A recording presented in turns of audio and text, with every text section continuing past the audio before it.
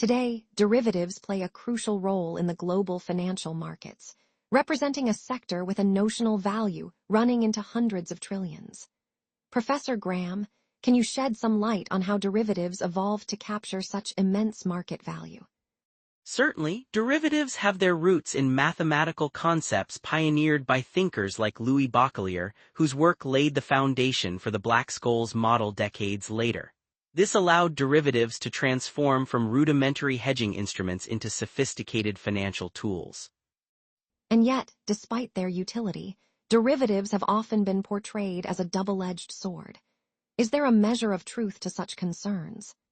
That's a valid point. Derivatives do carry risks. The 2008 financial crisis made that evident when complex derivative products like mortgage-backed securities were mishandled, leading to global turmoil. But with structured frameworks, these risks can be managed effectively.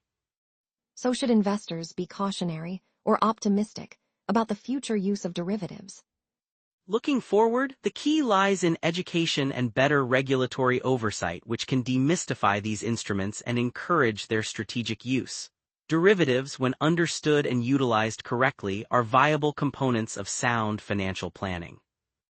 Mathematics has become an indispensable ally in financial innovation. Could you give us an overview of how math is reshaping investment strategies today?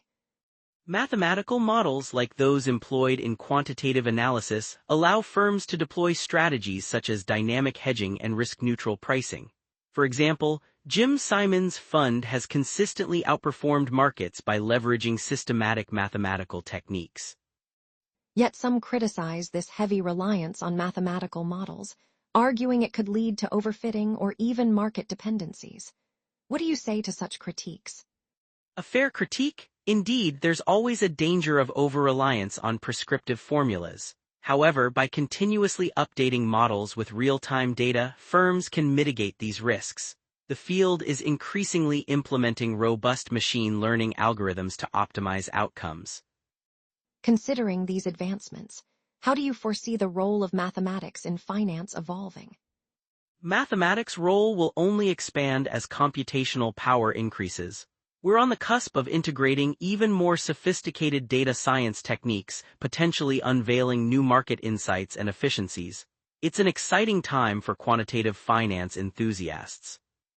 One noticeable trend is the increasing participation of retail investors in markets traditionally dominated by institutions. How has this shift transformed the landscape of financial tools and access? Platforms like Robinhood have indeed democratized access to complex trading strategies. Retail investors now engage in options trading and join online communities such as r/WallStreetBits, creating a dynamic that has led to volatile market events as seen with GameStop. Yet there's a concern that many retail investors might lack the expertise to manage these complexities, potentially leading to significant financial losses. How should this be addressed? It's a delicate balance.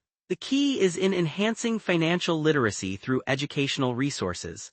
Some platforms are already incorporating educational tools to inform users about potential risks and strategies, aiming for a more informed investor base. Looking ahead, do you think the influence of retail investors will continue to grow? Absolutely. As more tools become available and financial literacy improves, retail investors will become influential market participants, driving innovation in how financial systems interact with the individual. As derivative markets burgeon, so do regulatory requirements. How have recent regulations impacted the way derivative transactions are conducted, from your perspective? Recent frameworks have introduced tighter controls on transparency and trading practices, aiming to mitigate systemic risks. Dodd-Frank, for example, increased oversight requirements post-2008, enhancing the market's ability to sustain shocks. But there are criticisms that these regulations could stifle innovation and create compliance burdens. Do these criticisms hold merit? While it's true that regulations can be restrictive when crafted with stakeholder input, balancing oversight with flexibility, they can actually promote stable innovation. Collaboration between regulators and market players is crucial here. Are there forward-thinking strategies that can address these regulatory challenges and foster market integrity. Investing in improved compliance technology and predictive analytics can streamline regulatory processes. By anticipating changes and fostering dialogue, firms can stay agile and competitive while upholding market integrity.